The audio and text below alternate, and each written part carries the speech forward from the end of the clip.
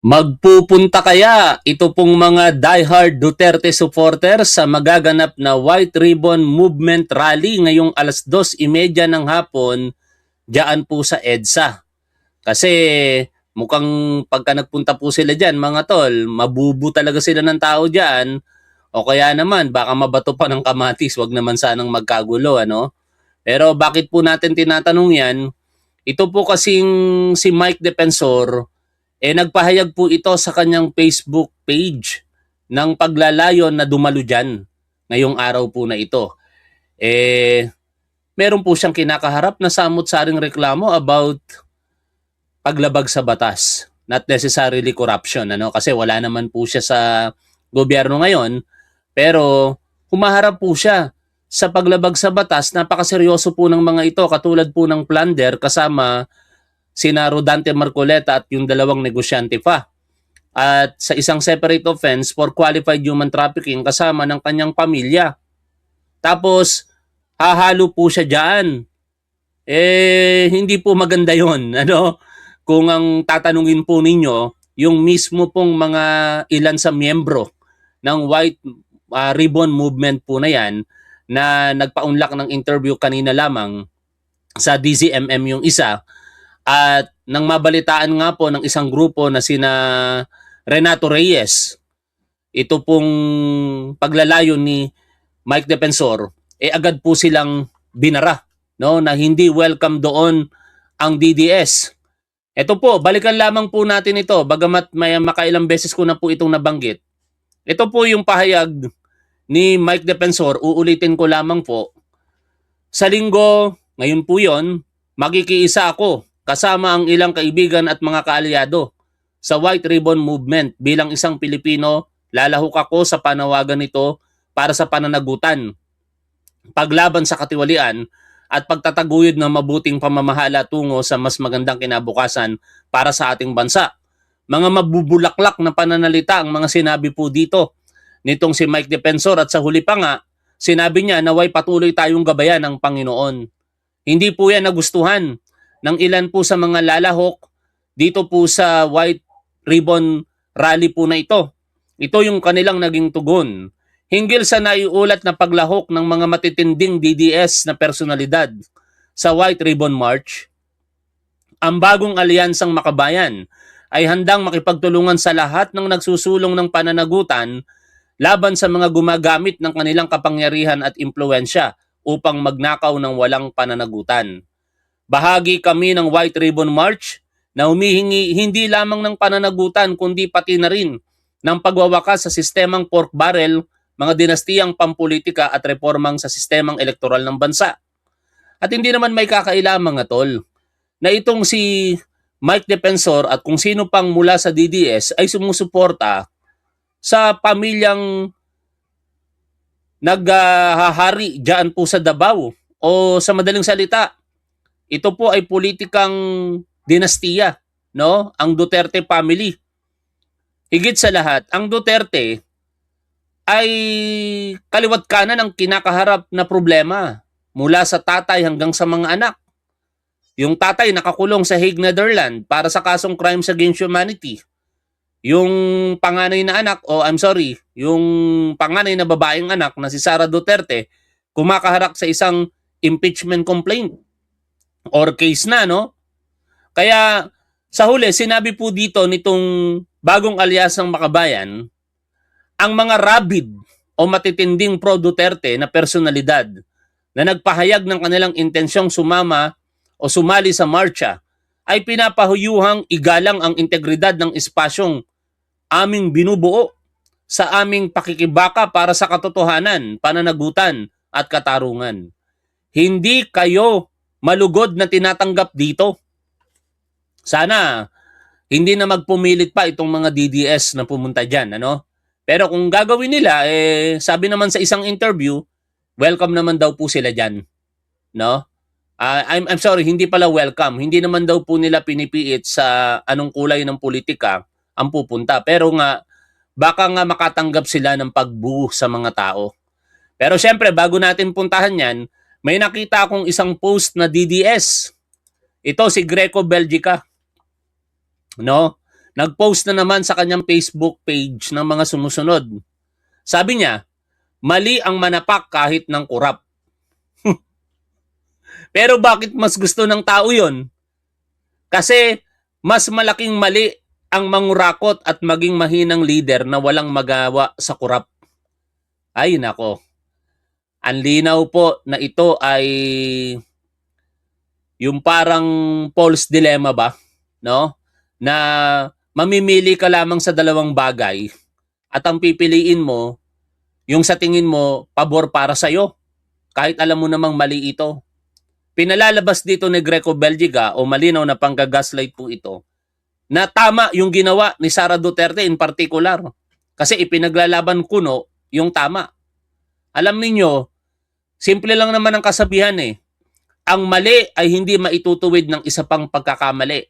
At lagi nating tandaan, the end does not justify the means. Kahit gaano kaganda ang kalalabasan, kapag ka mali ang kaparaanan, mali pa rin yan. Hindi pa rin yan dapat ginagawa. At wag niyang palabasin dito na parang sila, tama ang ginawa, partikular nung sila'y namumuno pa sa gobyerno.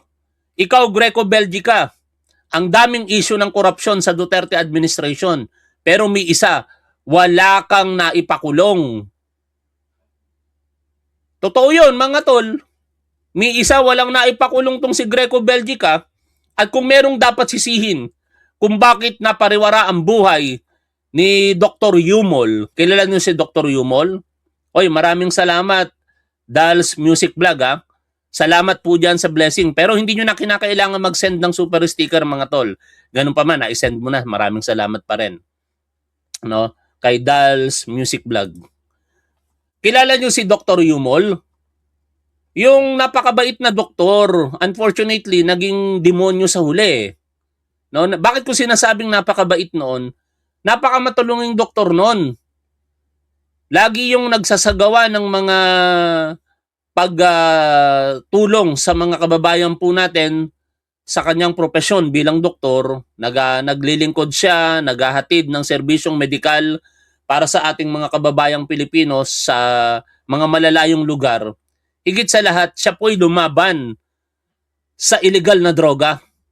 Nagsumbong yan si Dr. Yumol dito kay Greco Belgica. Pero walang ginawa itong si Greco Belgica. Bagkos, yung pagsusumbong ni Dr. Yumol, nagdulot pa ito ng napakaraming panganib sa buhay ni Dr. Yumol. Ano ang nangyari? 3 beses tinambangan, natamaan pa sa muka, halos tumabangin na ang mukha niya dahil tinamaan ng barel, halos mamatay, nakaligtas lamang siya. Kaya nawindang ang isip nitong si Dr. Yumol at inilagay ang batas sa kanyang mga kamay. Naging demonyo. Bakit? Pinatay niya ang 3 katao. Hindi mangyayari sana yon kung naging tama lamang ang aksyon ng Duterte administration, partikular ikaw Greco Belgica, dahil ikaw yung nilapitan ni Dr. Yumol. Ngayon, kung sinasabi mong mahina ang leader, I do not know kung sino tinutukoy mo dito. Pero kayo naman ang nagsasabing mahinang leader si Pangulong Bongbong Marcos. Aba, mas mamarapatin ko nang maging mahinang leader ang namumuno sa atin kung nakapagpakulong naman ng katulad ni Rodrigo Duterte, ng mga dating senador o dating senador na si Bong Revilla kahit kakampi, kulong. Si Senator Jinggoy Estrada, kulong. Ang mag-asawang Sara at Curly Discaya, kulong. Ang dating sekretary niya na si Manuel Bunoan, kulong. At iba pang mga personalidad at opisyales ng DPWH, kulong. Nahuli si Arnie Tevez o dahil na rin sa magandang pakikisama ng ating Pangulo, hinuli ng Timor-Leste si Arnulfo Tevez at dinala dito sa pabalik sa Pilipinas. Nahuli si Apollo Quiboloy na untouchable sa panahon lalo ni Rodrigo Duterte. Napagkakasuhan ang maraming mga personalidad but unfortunately, hindi pa nahuhuli sa kasalukuyan. Katulad nila Atong Ang, Saldico, Harry Roque, pero Gerald Bantag. Pero sa huli, ang kamay ng batas aabot sa kanila. Meron nga po dyan nakapagtago ng mahigit sa 1 dekada, pero kinalaunan nahuli. O, yan yung tinatawag ninyong weak leader. Pero may nagawa, may mga naipakulong. Si Rodrigo Duterte, tanong nga ni Anthony Taberna, may naipakulong ba? Ang sagot, wala. Hanggang salita lang talaga kayo. Ngayon, ano ba ang kaganapan kaugnay ng White Blue Ribbon rally na yan? Nagsagawa po ng misa, kasalukuyan pong nangyayari yan sa EDSA Shrine. Ayon nga po dito sa balita ng GMA News, an ongoing mass is being held at the EDSA Shrine today, June 28, as part of the White Ribbon March, where various religious and civil society groups advocate for an anti-corruption campaign at the EDSA People Power Monument. Ito po yon, no? Oy, nagsisimula na pala. Ay, hindi pa. Ito lang, binalikan lang. Pero ito yung misa kanina, natapos na pala. Yung misa, yan o. Natapos na yung misa. No? 1:30 po ito, 2:30 po ito magsisimula. Sino-sino po ba yung ilan sa mga personalidad na sumali po dyan? Sa balita po, nakita yung, siyempre, yung grupo nila Teddy Casino at yung nagsalita nga po na hindi welcome ito pong sina Mike Defensor dyan. Yan, ang bayan. Tapos, kasama nila si retired colonel, no? Ang Medal of Valor, Ariel Querubin. Yan. Si Ariel Querubin, consistent ito. Teka lang, akala ko si Gloria Macapagal-Arroyo eh. Si ano pala ito? Si Franz Castro saka si Arlene Brosas, ano?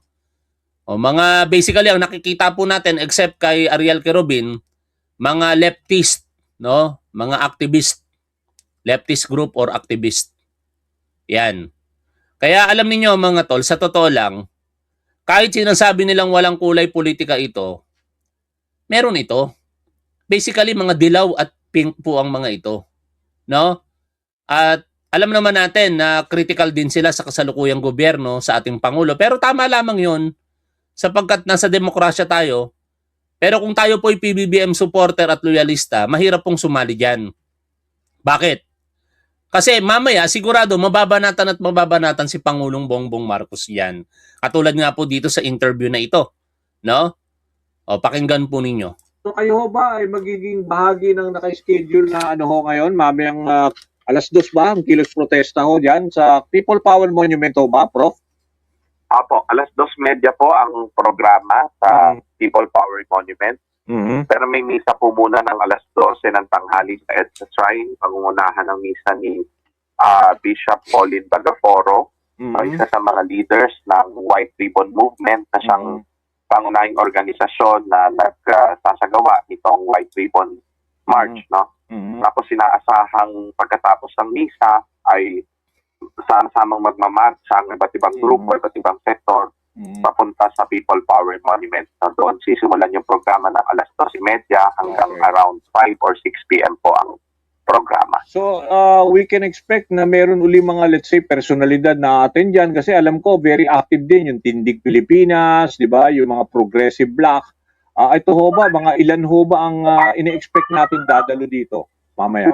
Hindi, ako, ang gusto lamang namin linawin na ang Tindig Pilipinas po ay hindi kalahok hindi protesta sa araw na ito. Okay. Pero binuksan naman ang imbitasyon sa lahat ng grupo, pero as of today, wala kaming natanggap na tugon or pahiwatig sa kanila na sila ay pupunta. No? Okay. Pero sigurado po kami na makakasama namin sa araw na ito. Siyempre, ang grupo ko, tama na ang Kilos ng Bayan kontra Corafor, ang Bayan, ang Sanlakas, Artikulo 11, Bunyog, at napakarami pa pong ibang mga...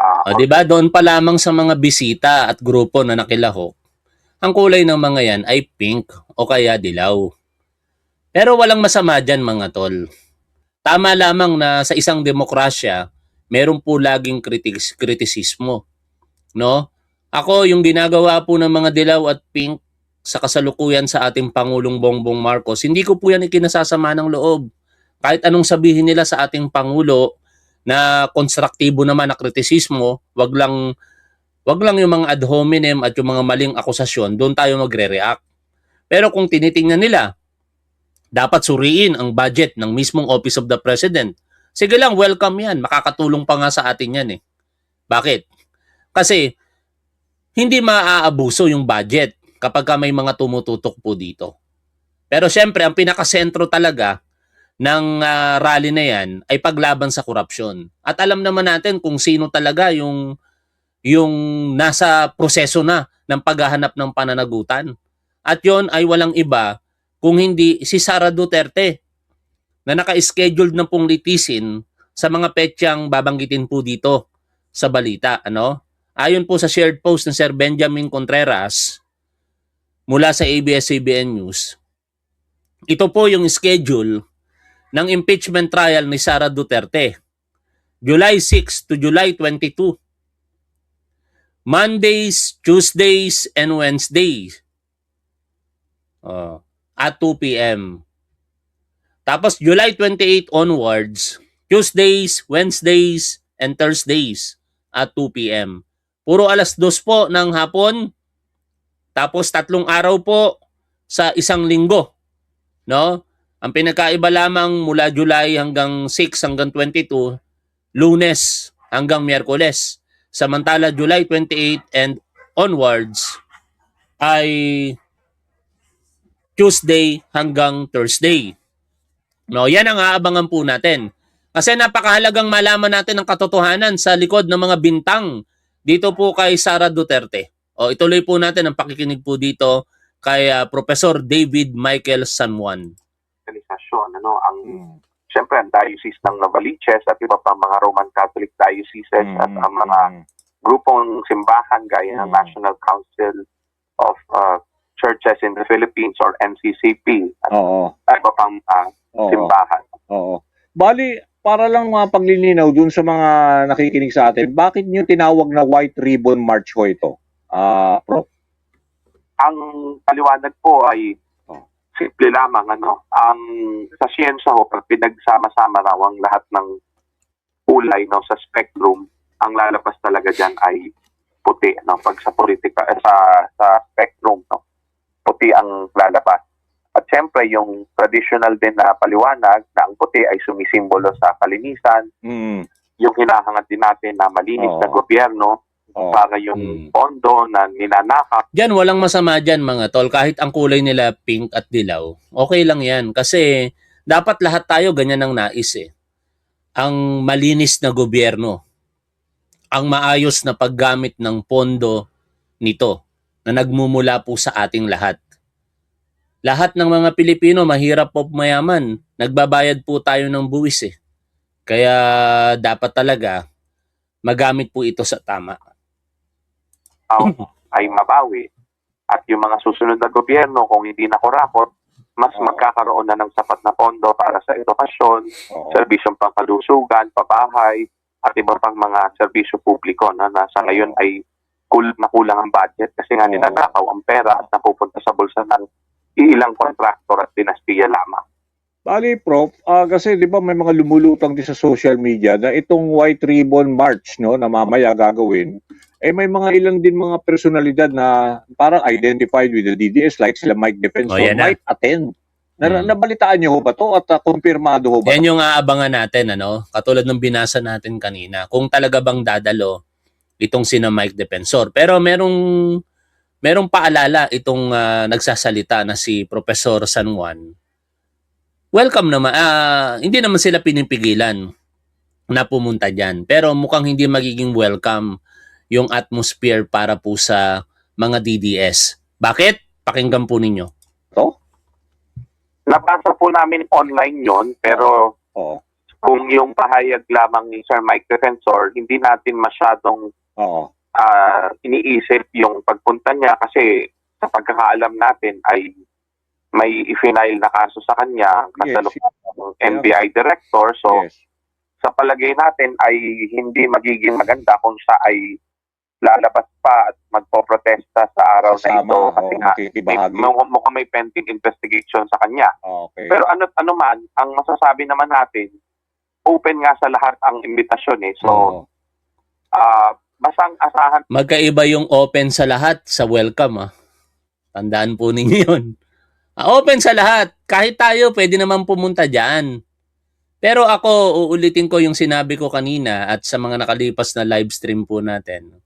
Kahit tayo po open dyan pumunta, hindi ko po na naising pumunta kasi kinalaunan sigurado mababanatan si Pangulong Bongbong Marcos at masakit yon na madinig ko mismo ng personal. No? Hindi ko magagawang hindi magsalita sa mga katabi ko. Baka mapaaway pa ako pag nagkataon. Kaya kayo pong mga kapwa ko PBBM supporter at mga loyalista, manatili na lamang po tayo sa ating tahanan at i-monitor yung kaganapan dyan mamaya. No? Hindi naman kinakailangang napakarami ng mga tao dyan para hindi madinig ng palasyo. Yun naman ang pangunahing layunin dyan eh. Madinig yan ang palasyo ng mga public servant po natin na ang mga Pilipino hindi po natutulog.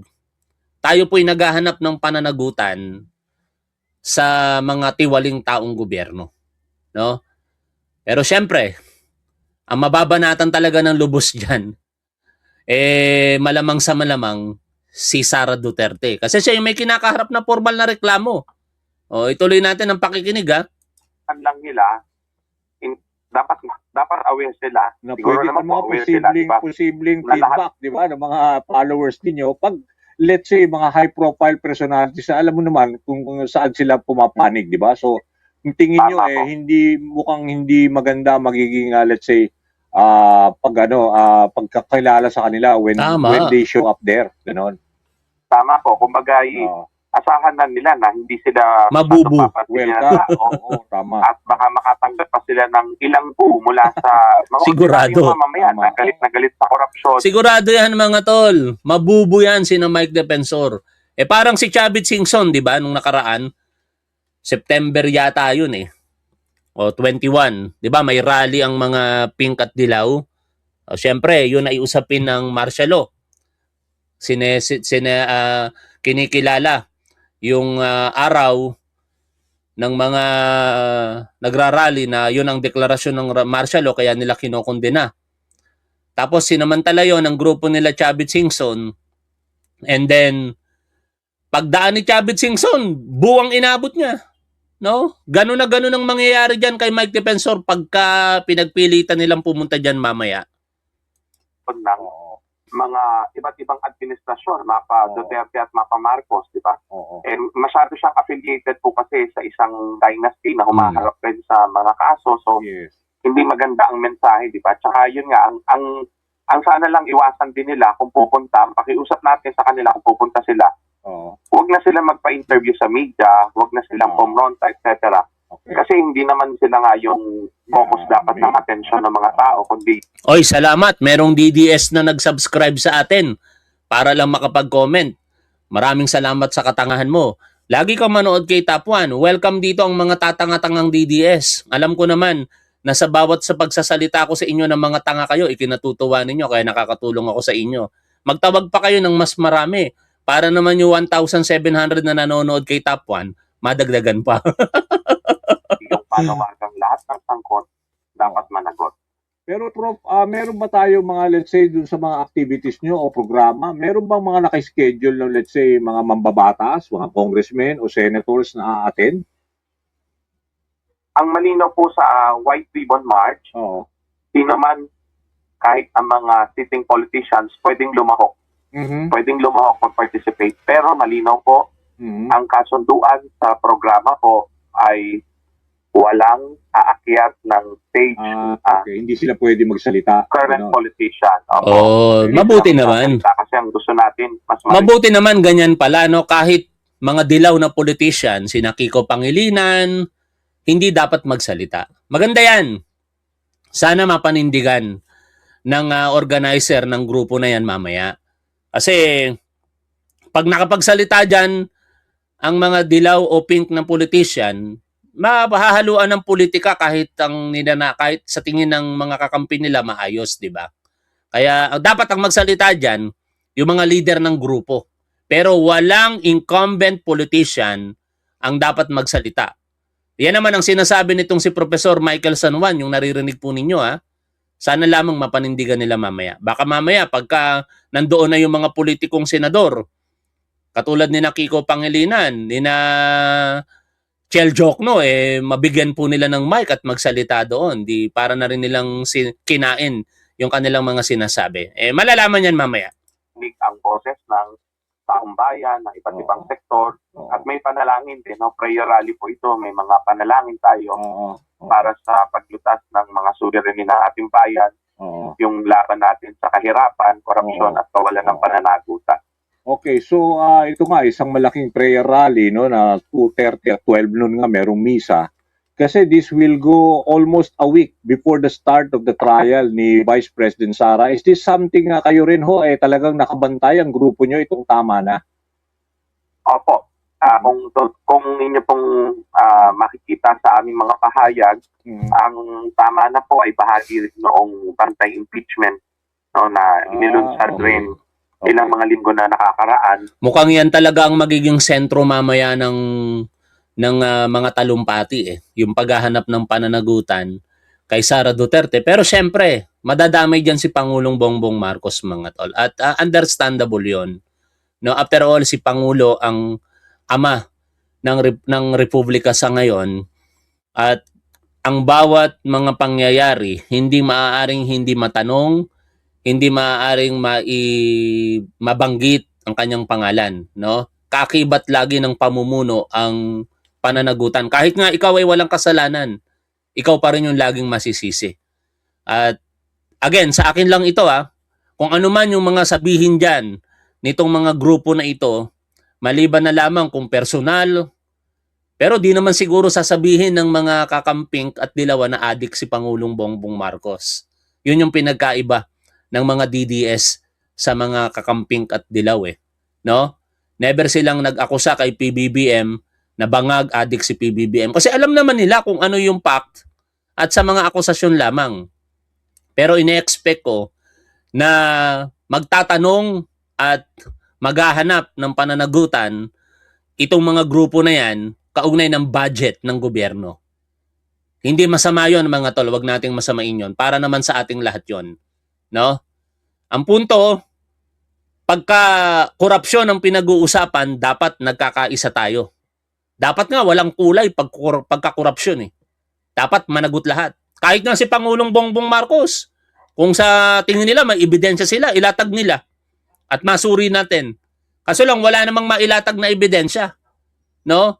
At ako malakas ang paniniwala ko na si Pangulong Bongbong Marcos, wala talaga siyang alam diyan sa mga panggagago na ginawa sa ating budget.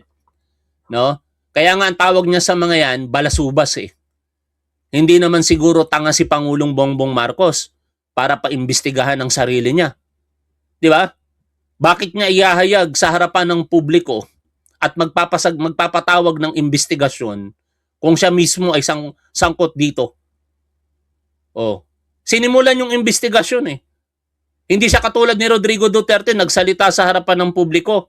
May pasabi-sabing corrupt ang DPWH.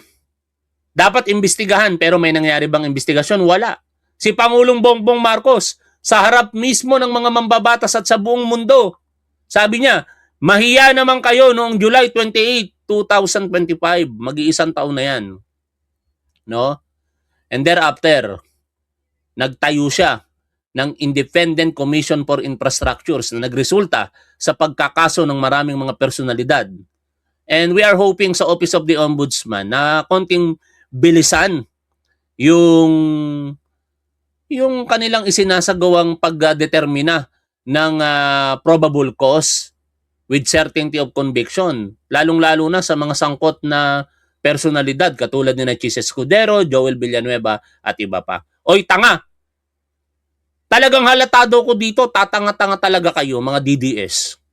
Nag-subscribe pa kayo, salamat. No? Alam nyo ba na hindi ka makakapag-comment dito sa chat area natin kung hindi ka subscriber ni Top 1? Salamat at napakatanga nyo. Mga DDS. Magtawag pa kayo, ilan lang kayo, wala pa kayong 10 mga DDS. Tingnan nyo, 1,800 lang nanonood kay Top 1. Eh kung marami kayong pupunta dito, abutin ako ng 2,000 dito. Salamat sa katangahan ninyo, ha. Bias talaga ako dito. Tatanga-tanga talaga kayo. Nakikita nyo ito? Alam namang hindi ko kampiyan si Pangulong Bongbong Marcos, nakalagay na sa likod ko mismo. Ang tanga. Di ba mga tol?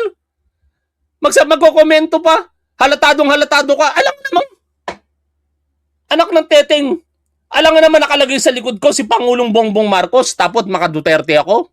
Tanga. Mga DDS talaga kayo. Anyway, hanggang dito na lamang muna mga tol. I-comment nyo ang inyong saloobin tungkol sa ating topic na pinag-uusapan. Maraming salamat.